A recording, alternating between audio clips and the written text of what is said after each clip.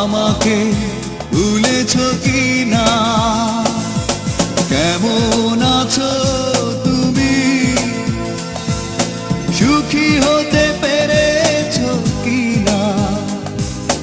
জানতে বড় সাধু হয়, আমাকে ভুলেছ কি না? তুমি তো জানো